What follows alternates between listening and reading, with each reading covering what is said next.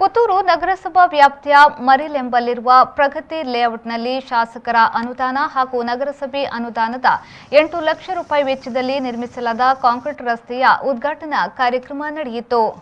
ಶಾಸಕ ಸಂಜೀವ ಮಠಂದೂರು ಅವರು ಚಾಲನೆಯನ್ನ ನೀಡಿ ಬಳಿಕ ನಿವಾಸಿ ಸುರೇಶ್ ಕುಮಾರ್ ಮರಿಲ್ ಅವರ ಮನೆಯಲ್ಲಿ ನಡೆದ ಸಮಾರಂಭದಲ್ಲಿ ಮಾತನಾಡಿದ ಅವರು, ನಗರಸಭೆ ಅಂತ ಎನಿಸಿಕೊಳ್ಳಲು ಸುಸಜ್ಜಿತ ರಸ್ತೆ ಇರಬೇಕು, ಬೀದಿ ದೀಪಗಳ ವ್ಯವಸ್ಥೆ ಸರಿಯಿರಬೇಕು, ರಸ್ತೆ ಬದಿ ಗಿಡ ಮರಗಳಿರಬೇಕು ಎಂಬುದು ಕಲ್ಪನೆ.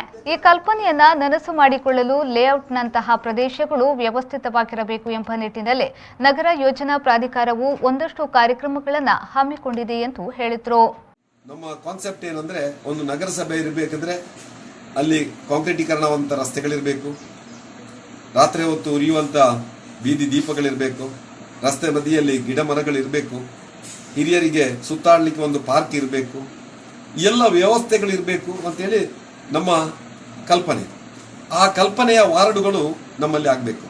ಅದಕ್ಕೆ ಬೇಕಾಗಿ ಇವತ್ತು ಲೇಔಟ್ ಆಗಬೇಕಿದ್ರೆ, ನಾವು ಲೇಔಟ್ ಪ್ಲಾನ್ ಮಾಡಬೇಕಿದ್ರೆ ಆ ರಸ್ತೆ ಇಷ್ಟು ಅಗಲಬೇಕು, ಅಲ್ಲಿ ಉದ್ಯಾನವನ ಪ್ರೊವಿಷನ್ ಮಾಡಬೇಕು, ಡ್ರೈನೇಜಿಗೆ ವ್ಯವಸ್ಥೆ ಇರಬೇಕು.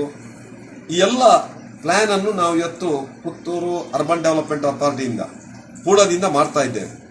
ಹಿಂದೆಲ್ಲ ಒಟ್ಟು ನಮ್ಮ ಲೇಔಟ್ಗಳನ್ನು ಮಾಡಿದ್ದಾರೆ. ಅದರ ಪರಿಣಾಮ ಇವತ್ತು ನೀವು ಇಕ್ಕಳಂತ ರಸ್ತೆಯಲ್ಲಿ ಓಡಾಡುವಂತ ಸಂಗತಿ ಆಗಿದೆ.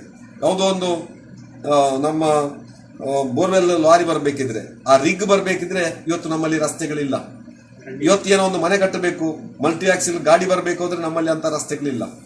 ಅಂದ್ರೆ ಮುಂದಿನ ದಿನಗಳಲ್ಲಿ ಆ ಲೇಔಟ್ ಕೂಡ ಒಂದು ವ್ಯವಸ್ಥಿತವಾಗಿರ್ಬೇಕು, ಆ ಒಂದು ಪ್ಲಾನ್ ಪ್ರಕಾರ ಇರಬೇಕು ಅಂತೇಳಿ ಯೋಚನೆ ಮಾಡಿಕೊಂಡು ಇವತ್ತು ಪೂಡದಿಂದ ಒಂದಷ್ಟು ಕಾರ್ಯಕ್ರಮಗಳನ್ನು ಕೊಡ್ತೇವೆ.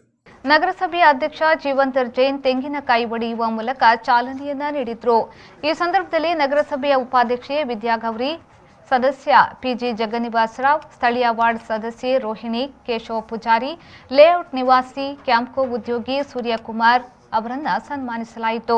ಪೂಡಾಧ್ಯಕ್ಷ ಬಾಮಿ ಅಶೋಕ್ ಶೆಣಿ, ನಗರಸಭೆಯ ಸದಸ್ಯ ಬಾಲಚಂದ್ರ, ವಾರ್ಡ್ ಬಿಜೆಪಿ ಅಧ್ಯಕ್ಷ ಗಣೇಶಾಚಾರ್ಯ ಮೊದಲಾದವರು ಈ ಸಂದರ್ಭ ಉಪಸ್ಥಿತರಿದ್ದರು.